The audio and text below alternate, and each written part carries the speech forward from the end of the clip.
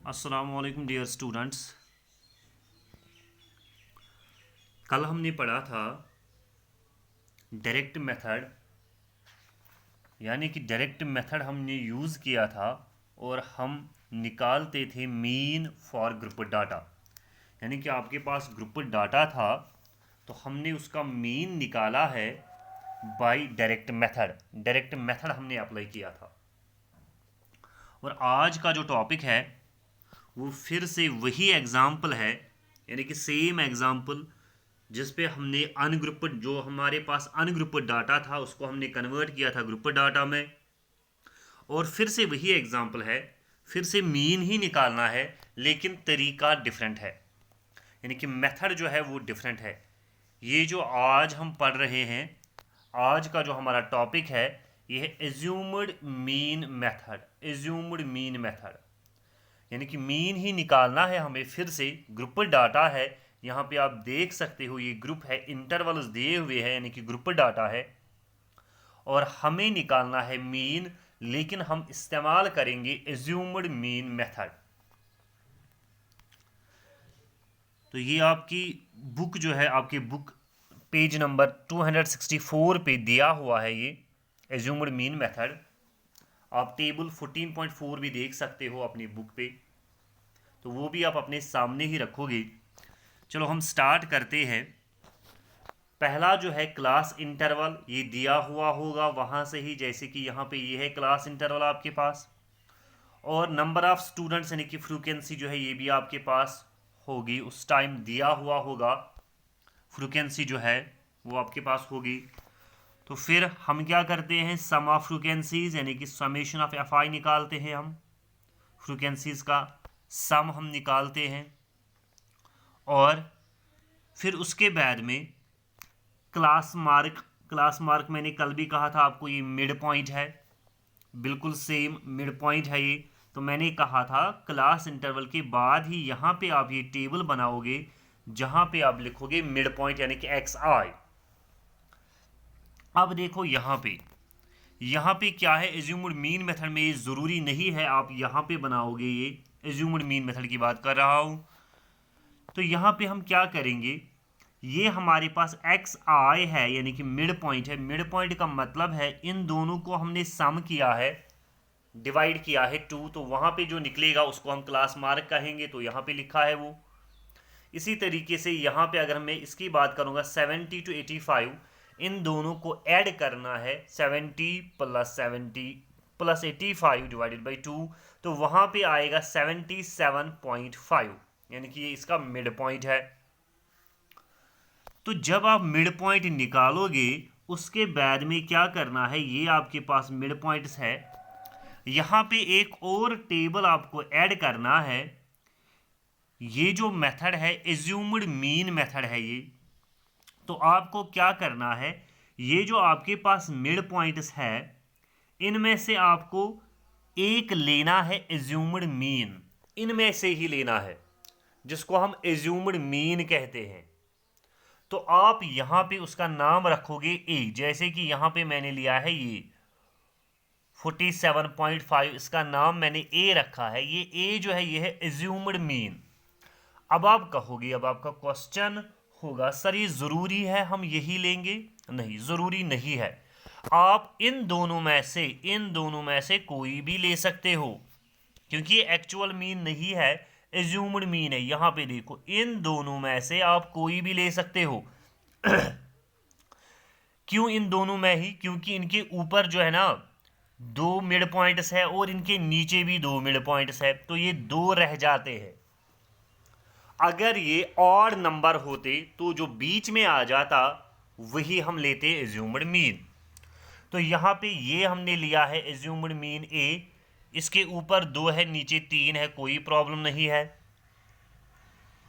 हम 62.5 भी assumed mean ले सकते हैं, ए रखेंगे उसका नाम। उसके बाद में आपको ये टेबल बनाना है, ये याद रखना है, डी आई इसको कहते हैं। ये एक्चुअली डिफरेंसेस है। किन की डिफरेंसेस? एक्स आई माइनस ए जो है ना, ए आपके पास है, ए दिया हुआ है, अभी मैंने कहा है ए हमने ये लिया है, तो एक्स आई को माइनस करना है यही ए, यानी कि 47.5। एक्स आई क्या है, पहला एक्स आई, आई को वैल्यू देना है 1, तो पहला बनेगा ये 17.5 माइनस करेंगे 47.5, वहां पे आएगा -30। इसी तरीके से दूसरा डी आई निकालने के लिए एक्स आई को 2 वैल्यू देंगे, यानी कि 32.5 माइनस करेंगे यही 47.5, तो वहां पे आएगा -15। तीसरा ये खुद ही एक्स आई है और माइनस यही करना है 47.5 माइनस 47.5, तो वो 0 निकलेगा। इसी तरीके से यहाँ पे ये 15 निकलेगा, ये 30 निकलेगा और ये निकलेगा 45। तो ये आपके पास टेबल बन जाता है डी आई, इसको कहते हैं डी आई। जब आपके पास डी आई आ गया, यानी कि डिफरेंसेस, मीन डिफरेंस इसको कहते हैं, तो फिर आपको निकालना है उसके बाद में F I D I. F I D I तो आपको अब समझ में आ गया होगा, इसका मतलब क्या हुआ, ये जो हमारे पास फ्रीक्वेंसीज है इनको मल्टीप्लाई करना है इस डी के साथ।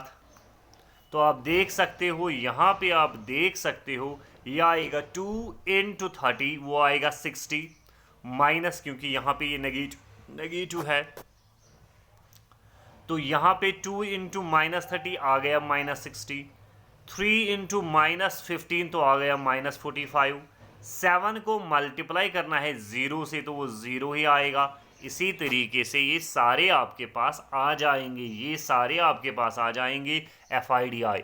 और फिर इनका समेशन आपको चाहिए, यानी कि इन सब को ऐड करना है। जब आप ऐड करोगे वहां पे निकलेगा 435। जब ये निकला आपके पास आ गया, अब तो आप निकाल सकते हो अब इसी का मीन, यानी कि डी आई, डी बार जिसको हम कहते हैं, द मीन ऑफ डिविएशंस। ये मीन ऑफ डिविएशंस जो है, यानी कि डी बार, यानी कि डी का मीन, वो डिफिनीशन क्या आएगी फिर, summation of F I D I divided by summation of F I. तो ये आएगा डी बार, यानी कि डी का मीन आएगा, ये डी का मीन। लेकिन हमें एक्चुअल मीन चाहिए, वो हम कैसे निकालेंगे आप देखोगे। ये आपको छोड़ना है, ये सारा जो यहाँ से है ये छोड़ना है, आपको बिल्कुल नीचे तक छोड़ना है। कहाँ तक, यहाँ तक आपको ये छोड़ना है, ये नहीं लिखना है आपको, यहाँ तक आपको ये लिखना है। यानी कि एक्स बार जो होता है, जो मीन होता है, वो किसके बराबर होता है, ए प्लस डी बार। ए प्लस डी बार का मतलब क्या है, ए जो है ये एज्यूम्ड मीन है और डी बार जो है ये है डी का मीन। तो इन दोनों को ऐड करना है। एक्स बार जो है वो ऐसे ही लिखना है, ए ऐसे ही आएगा, डी बार जो है ये डी का मीन है, यानी कि summation of F I D I divided by summation of F I. बिल्कुल ईजी है ये, तो ये आपको याद रखना है। और इसके बाद में अब हम यहाँ पे इसके वैल्यूज़ देंगे। जब हम वैल्यूज़ देंगे, ये भी आपको नहीं लिखना है, ये सबस्टिट्यूट द वैल्यू, डायरेक्ट आप लिखो, इसमें कोई प्रॉब्लम नहीं है। तो एक्स बार किसके बराबर आएगा, ए, ये आपके पास ए था जो एज्यूम्ड मीन था 47.5, प्लस करेंगे ये जो आपके पास है ये होगा summation of F I D I divided by summation of F I, आप चेक भी कर सकते हो। फिर इन दोनों को ऐड करो तो आपके पास ये आ जाता है मीन। तो ये जो हमारे पास ये मेथड था, ये इसने लिखा है, तो मीन जो हमारे पास आ जाता है वो 62 है। और इस मेथड को, जो हमने मेथड यहाँ पे अप्लाई किया है, इसको हम कहते हैं एज्यूम्ड मीन मेथड।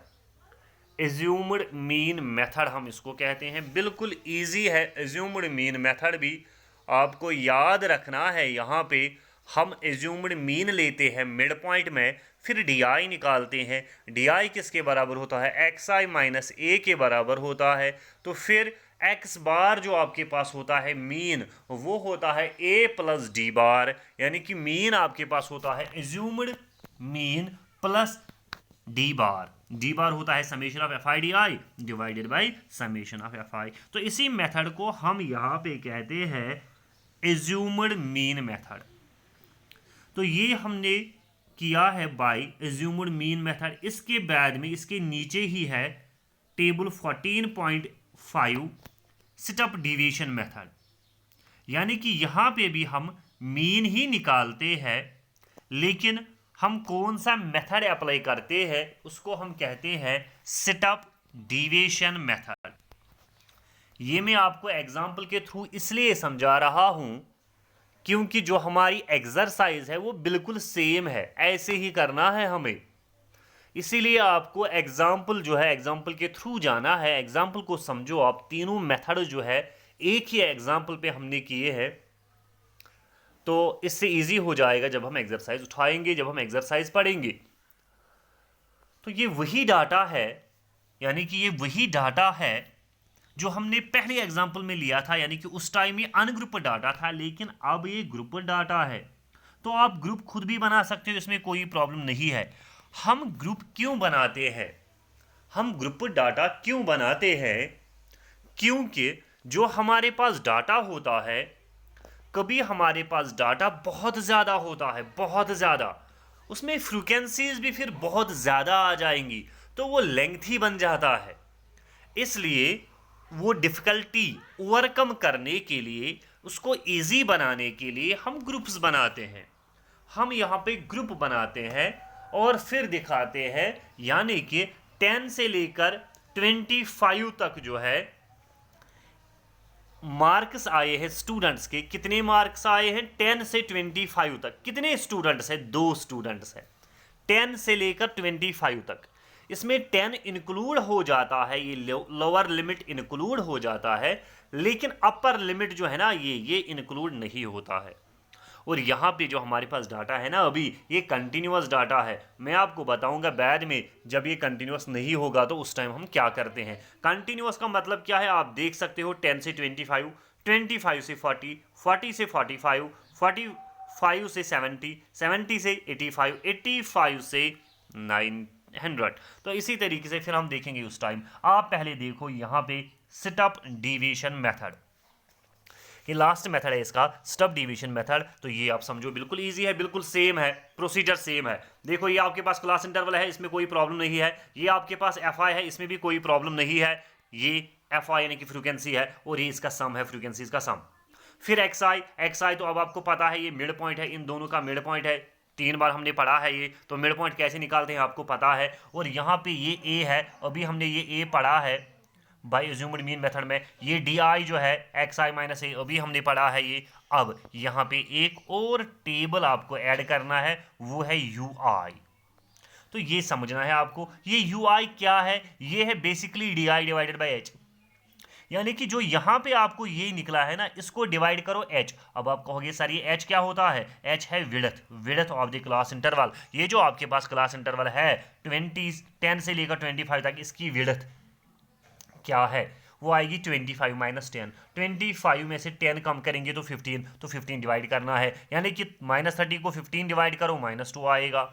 यही है यू आई। फिर से मैं कह रहा हूं, फिर से कह रहा हूं, यू आई देखो क्या है, ये है आपके पास यू आई क्या है, X I minus A divided by H. X I minus A ये आपके पास है, X I minus A divide H करना है, एच विड्थ है, विड्थ इनकी है विड्थ। 25 माइनस 10 वो 15 आएगा, तो 15 डिवाइड करना है, एच जो है वो विड्थ है। अगर आप यहाँ पे ये नहीं भी लिखोगे कोई भी प्रॉब्लम नहीं है, अगर आप ये नहीं लिखोगे डायरेक्टली ये लिखोगे, लेकिन आपको समझ में आना चाहिए यहाँ पे यू आई जो है किसके बराबर है, X I minus A divided by H. अगर आप ये नहीं भी लिखोगे कोई प्रॉब्लम नहीं है, डायरेक्टली आप वैल्यू निकाल सकते हो, लेकिन इससे बिल्कुल ईजी हो जाता है। अगर आप डी आई लिखोगे, अगर आप डी आई यहाँ पे बनाओगे तो क्या होगा, उससे क्या होगा, बिल्कुल इजी हो जाएगा। यानी कि आपको ये डी आई जो है ना एक्स आई माइनस ए, इससे आपको एज्यूम्ड मीन मेथड भी याद आएगा। फिर यू आई निकालना है, यही डी आई, क्योंकि डी आई जो है वो है X I minus A, D I को डिवाइड करना है एच, डी आई को डिवाइड एच करो, वहां पे ये निकलेगा। डी आई जो है वो है -30, डिवाइड करो एच, एच का मतलब है इन दोनों को आप सब्ट्रैक्शन करो, 25 में से upper limit minus lower limit, 10 कम करो 15 आएगा, -30 डिवाइड बाई 15 वो आएगा -2। इसी तरीके से नेक्स्ट देखो क्या है, नेक्स्ट फिर से यही है, विड्थ सेम रहती है, विड्थ चेंज नहीं हो जाती है, यानी कि 40 माइनस 25 वो फिर से 15 ही आएगा। तो -15 को 15 से डिवाइड करो तो -1 आ जाएगा, और तीसरा जो है वो 0 को डिवाइड करो तो वो खुद ब खुद 0 ही आएगा एंड सो ऑन। ये आपका बन गया है UI। जब UI बन गया है, अब FI को UI के साथ मल्टीप्लाई करो, यानी कि 2 इंटू करेंगे -2 तो वो -4 बनेगा, 3 इंटू करेंगे -1 तो -3 बनेगा, 7 इंटू 0 तो वो 0 बनेगा, 6 इंटू 1 तो वो 6 आएगा। ऐसे आपको इनको प्रोडक्ट करना है। ये बेसिकली है FI UI, यानी कि इनका प्रोडक्ट फ्रीक्वेंसी जो है ना उसको मल्टीप्लाई करना है UI के साथ।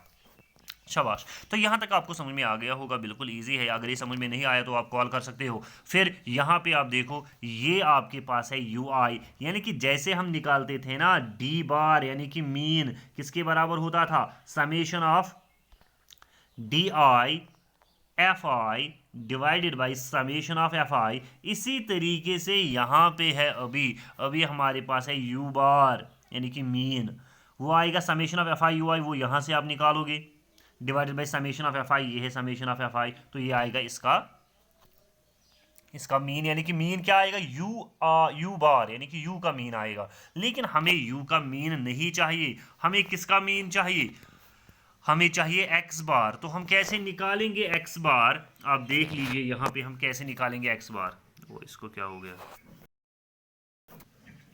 ये घूम रहा है अभी।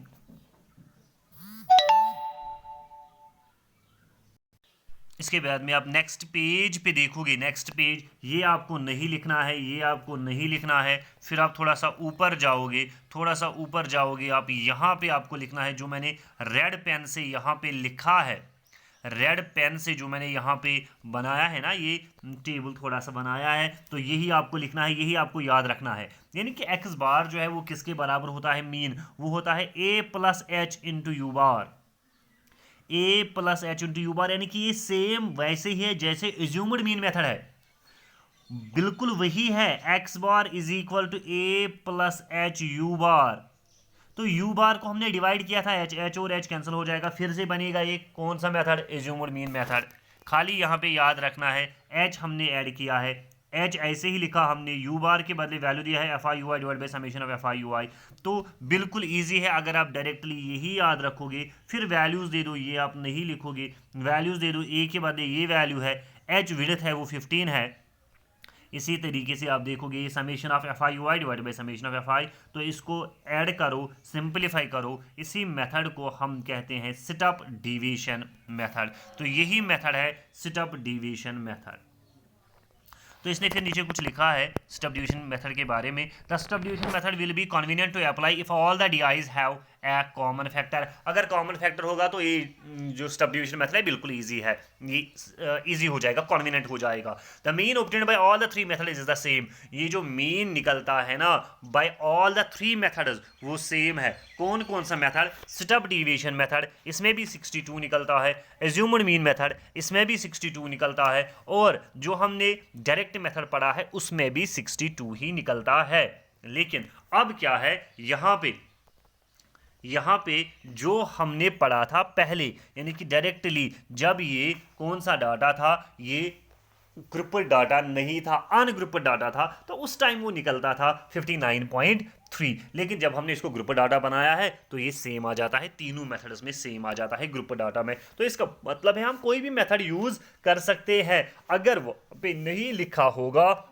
आप कौन सा मेथड अप्लाई करोगे, खाली लिखा होगा फाइंड द मीन, तो आप कोई भी मेथड अप्लाई कर सकते हो। चाहे आप डायरेक्ट मेथड करो, चाहे आप एज्यूम्ड मीन मेथड करो, चाहे आप सेटअप डिवीजन मेथड करो, उसमें कोई प्रॉब्लम नहीं आएगी। और फिर इसने लिखा है the assumed mean method and the step deviation method are just simplified forms of the direct method. ये जो एज्यूम्ड मीन मेथड है ना और सेटअप डिवीजन मेथड है, ये है सिंपलेस्ट फॉर्म, यानी कि ये है सिंपलीफाइड फॉर्म किसकी, डायरेक्ट मेथड की। The formula x bar is equal to a plus h u bar still holds if a and h are not as given above but are non-zero number such that ui is equal to this। तो ये आप छोड़ ही दीजिए, ये जो इसने लिखा है यहाँ पे ये आप छोड़ ही दीजिए, खाली आपको यहाँ तक इसको लिखना है, बिल्कुल इजी है ये। तो तीनों मेथड्स हमने यहाँ पे डिस्कस किए हैं, और फिर आपको ये लिखना है, ये रिमार्क आप देख लीजिए, बिल्कुल इंपॉर्टेंट रिमार्क है, ये आपके बुक में दिया हुआ है, पेज नंबर है 268, वहां पे है ये रिमार्क, ये याद रखना है, आपको याद रखना है, समझना है इसका मतलब क्या है। देखो हम इसको एक बार पढ़ लेते हैं। The result obtained by all the three methods is the same. ये जो रिजल्ट हमने हासिल किया है तीनों मेथड से वो सेम है।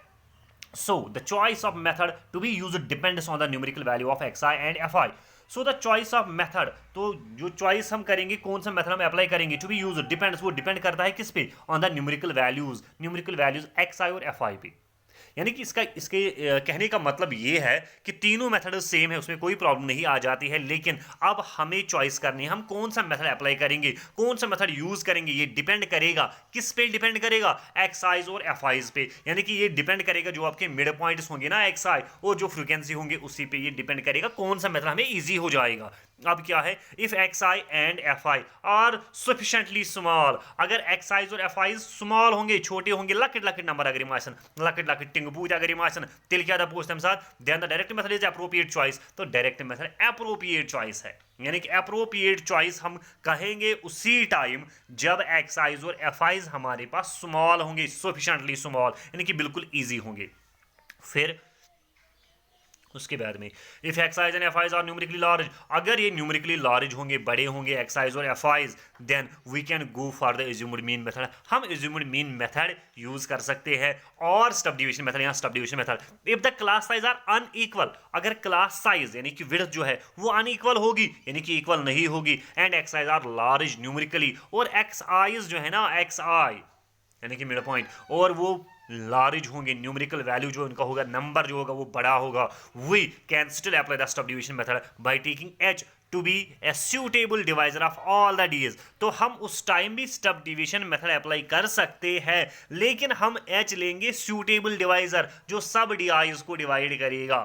एच हमें लेना है क्योंकि अभी विड्थ सेम नहीं है, तो आप एच जो है वो कोई भी सूटेबल डिवाइजर ले सकते हो जो उन सबको डिवाइड करेगा, क्योंकि डी एच हमारे पास क्या होता है, अगर आपको याद होगा अभी हमने पढ़ा था, हम निकालते हैं यू बार, हम निकालते हैं you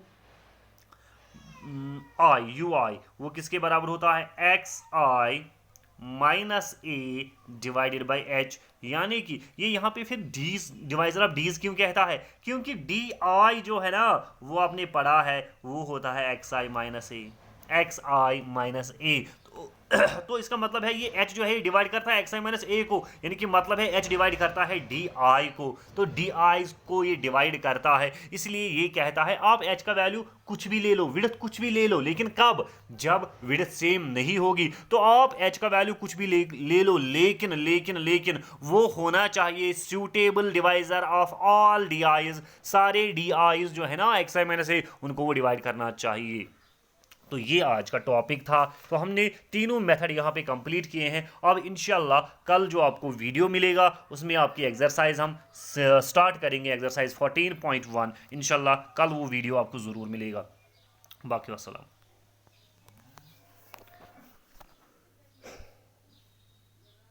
You guys want to say you?